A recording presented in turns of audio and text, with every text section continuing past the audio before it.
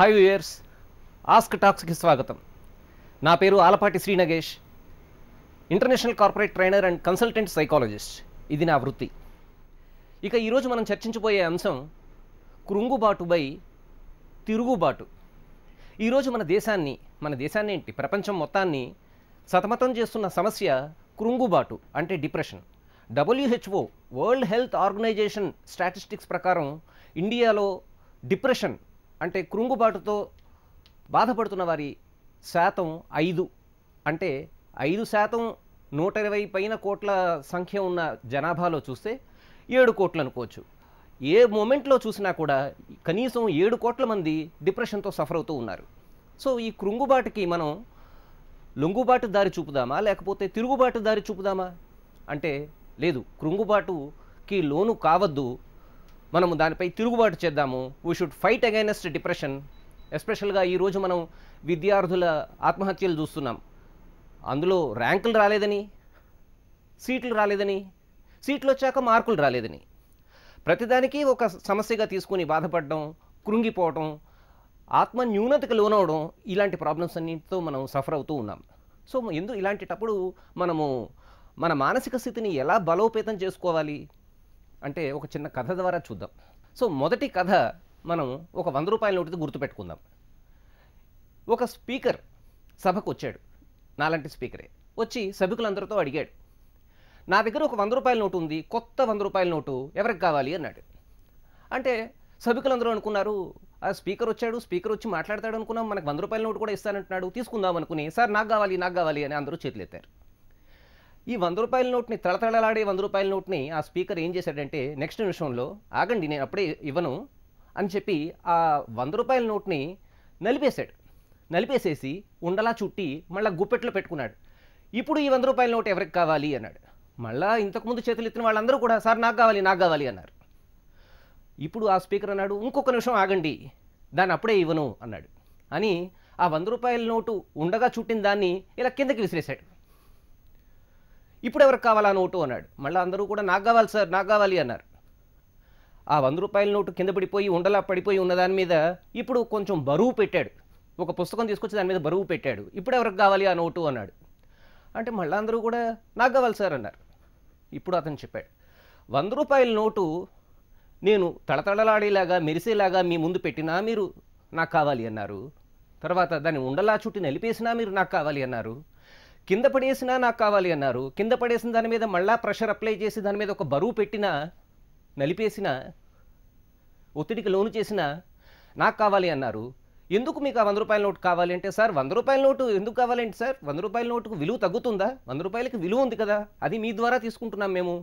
ఆ 100 రూపాయల నోటు తళతళలాడే నోటుగా ఉన్నా, కింద పడిపోయినా, నలిగిపోయినా మళ్ళీ మేము సరి చేసుకుంటాం, ఆ విలువ తగ్గదు కదా అన్నారు. అంటే ఆ స్పీకర్ అన్నారు, ఇదే నేను మీకు చెప్పదలుచుకున్నది.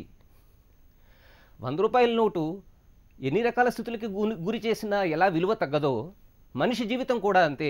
మనిషి జీవితం ఒక టైంలో ఉచ్చ దశలో ఉంటుంది, ఒక్కొక్కసారి పతన దశలో ఉంటుంది, అప్స్ అండ్ డౌన్స్ ఉంటాయి, పీక్స్ అండ్ ట్రఫ్స్ ఉంటాయి. ఎన్ని ఒడిదుడుకులకు లోనైనా మనిషి జీవితంలో కూడా మనిషి విలువ మాత్రం తగ్గదు, సేమ్ ఉంటుంది. మరి ఒక టైంలో బాగుండి ఇంకో టైంలో బాగోనప్పుడు బాగున్న టైంలో పొంగిపోతూ బాగోని టైంలో కృంగిపోవడం ఎందుకు? మన విలువ ఏమీ తగ్గనప్పుడు మనకెందుకు ఆ బాధ అని ఈ స్పీకర్ అడిగితే సభికులు ఏం ఆన్సర్ ఇవ్వలేకపోయారు. సో ఇదే గుర్తుంచుకోండి, మనము ఉత్థాన పతన దశలు 2 ఉంటాయి మనిషికి. అంటే బాగా ఉచ్చ స్థితిలో ఉండడం, ఒక్కొక్కసారి పతన స్థితిలో ఉండడం. ఈ 2 స్థితుల్లో కూడా మనం బ్యాలెన్స్డ్ స్టేట్లో ఉంటే ఈ డిప్రెషన్ మనని బాధించదు. సో గెలిచిన టైంలో లేదా అన్నీ బాగున్న టైంలో ఇదంతా నా ప్రతిభే, నా గొప్పే, వేరే వాళ్ళ ఎవరి సహాయం లేకుండా నేనే ఇంత ఎదిగాను అనుకోకుండా ఇప్పుడు కూడా మనం ఒక బ్యాలెన్స్డ్ స్టేట్ని మెయింటైన్ చేసినప్పుడు, స్థితప్రజ్ఞులు అనిపించుకున్నప్పుడు, ఎప్పుడైనా నిజంగా తగ్గాల్సిన అవసరం వచ్చినప్పుడు కూడా బాధపడకుండా దాన్ని అంతే సమస్థితిలో తీసుకుంటా. ఇక రెండో కథ నేను మీకు చెప్పదలుచుకున్నాను. ఈ రెండో కథ ఏంటి అంటే, ఒక చాగలతని దగ్గర ఒక గాడిద ఉందంట. ఆ గాడిద చాలా నాళ్ళు పనిచేసింది, బరువు మోసింది, బట్టల బరువు మోసింది, అతనికి చాలా సహాయపడింది. అయినా కూడా ఇతని కృతజ్ఞత లేదు. ముసలితనం వచ్చాక దాన్ని సరిగ్గా చూడడం మానేశాడు, దానికి చూపు కనిపించడం కూడా మానేసింది. అయితే ఒకసారి ఈ గాడిద ఒక అడవిలో నడుచుకుంటూ వెళ్తూ, గ్రామం పక్కన అడవి ఉంటే ఆ అడవిలో నడుచుకుంటూ వెళ్తూ పొరపాటున నీళ్లు లేని ఒక బావిలో పడిపోయింది. అక్కడి నుంచి అది ఓండ్ర పెట్టడం మొదలుపెట్టింది. ఎవరైనా రక్షించేవారు ఉన్నారా అని చెప్పి అరవడం మొదలుపెట్టింది. ఆ అరుపులు విన్న గ్రామస్తులు వెంటనే పక్కకు వచ్చి ఆ పులిమేర దగ్గర ఉన్న అరణ్యానికి వచ్చి ఇక్కడ ఈ గాడిద పడిపోయింది అనే విషయాన్ని గమనించారు. వెంటనే ఆ గాడిద యజమానికి కబురు పంపించారు. బాబు, నీ గాడిద పడిపోయింది, ఇక్కడ అడవిలో ఒక నీళ్లు లేని నూతిలో పడిపోయింది, మరి దాన్ని ఏం చేద్దాం ఉంటావు, రక్షిద్దామా అంటే అతను అన్నాడు, ఇంకా పనిచేసినంతకాలం పనిచేసిందండి, ఇంకెందుకులేండి ఆ గాడిద, అది బాగా అరుస్తోంది కదా, ఇంకా దాని అరుపులు భరించలేకపోతున్నాం, కప్పేసేయండి అన్నాడు. అంటే ఇక అందరూ ఏం చేశారు, గ్రామస్తులు, యజమాని అలా అంటున్నాడు అందుకని చుట్టుపక్కల ఉన్న ఆకులు అలములు తర్వాత అక్కడ ఉన్న మట్టి అన్నీ తీసి దాని మీదకి వేయడం మొదలుపెట్టారు. అప్పుడు గాడిద ఆశ్చర్యపోయింది. ఇన్నేళ్లు పనిచేసిన నా యజమానికి నేనంటే కృతజ్ఞత లేదు, చుట్టుపక్కల గ్రామస్తులకి కనీసం కరుణ కూడా లేదు, వీళ్ళందరూ నన్ను బ్రతకుండగానే చంపేస్తున్నారు అనుకుని అలాంటి నిరాశ స్థితిలో కూడా ఏం ఆలోచించింది అంటే, సరే వీళ్ళు కప్పేసే వాటినే నేను ఉపయోగించుకుందాం అనుకుని వాళ్ళు మట్టి ఈ ఆకులు ఇవన్నీ వేస్తున్నప్పుడు కొద్దిగా లెవెల్ పెరగడం మొదలుపెట్టాక వాటన్నిటిని విదిలించుకుని మళ్ళీ పైకి రావడం మొదలుపెట్టింది. అయినా గ్రామస్తులు ఆపకుండా దాని మీద ఏదో ఒకటి వేస్తూనే ఉన్నారు.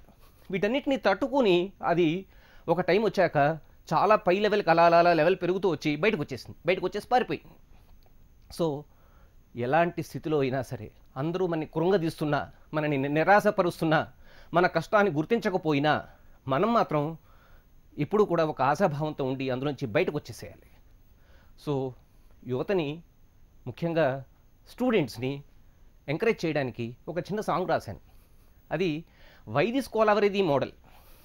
సో దాన్ని లిరిక్స్ మార్చి తెలుగు ప్లస్ ఇంగ్లీష్గా చేసి దానికి ఎస్కలేటింగ్ టోన్ ఇచ్చాను. సో ఆ సాంగ్ ఇలా ఉంటుంది. Hey guys, this life is challenging, with efforts never ending, make it exciting, amazing.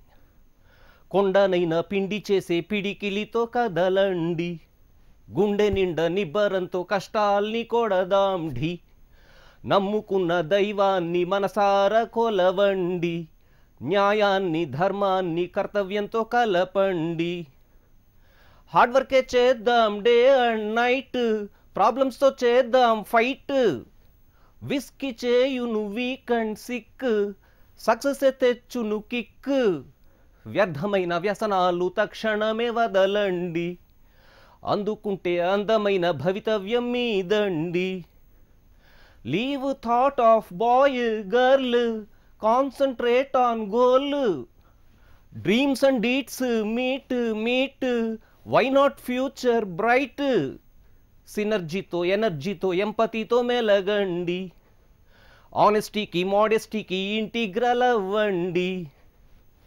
ససరిరి గగమమ పపదద నినిస, లైఫే సంగీత స్వరఝరిలే, అలవని పోరాట పదగతిలే, లైఫే సంతోష సరిగమలే, ఆశయ ఆరాట పదనిసలే, మైండ్లో ప్లాను, హ్యాండ్లో పెన్ను, రాసుకో నువ్వే ఫేట్, వదిలే fear, wipe out tear, target comes near, నవ్వేరువు హీరో నువ్వు, వన్ మ్యాన్ ఆర్మీ అవ్వు, నీ ధాటికి లేరే సాటి, నీకు నువ్వే పోటీ, God I am praying now, bless me with love, this song to tune guys, have life of choice, స్వర్గమైన సాధ్యమౌను సృజించే మనసుంటే, చింతలన్నీ దూరమౌను చేయి కలిసుంటే,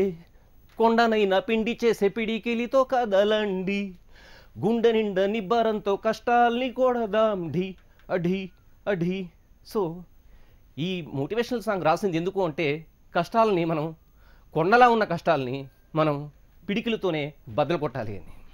ఇలాంటి ఫీలింగ్స్తో మనము కష్టనష్టాలను ఎదుర్కొంటే డిప్రెషన్ నుంచి తొందరగా బయటకు రాగలుగుతాం.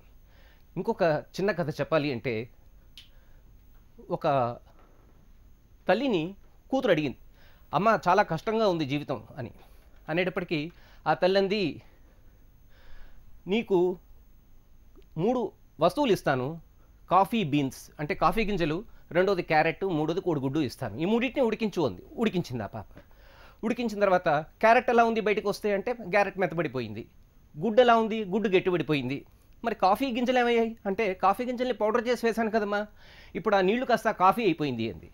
అంటే తల్లి అదే చెప్పింది, గుడ్డేమో మెత్తగా ఉన్నది కాస్త కష్టాలు పడ్డాక గట్టిపడిపోయింది మనసు. తర్వాత క్యారెట్ ఏమో మెత్తబడిపోయింది, అంతకుముందు ధైర్యంగా ఉన్నది కాస్త డీల పడిపోయింది. కానీ కాఫీ గింజలు కాఫీగా ఉండడం కాకుండా వాటర్నే కాఫీగా మార్చేశాయి, కష్టమైన పరిస్థితుల్ని తనకు అనుకూలంగా మార్చుకున్నాయి.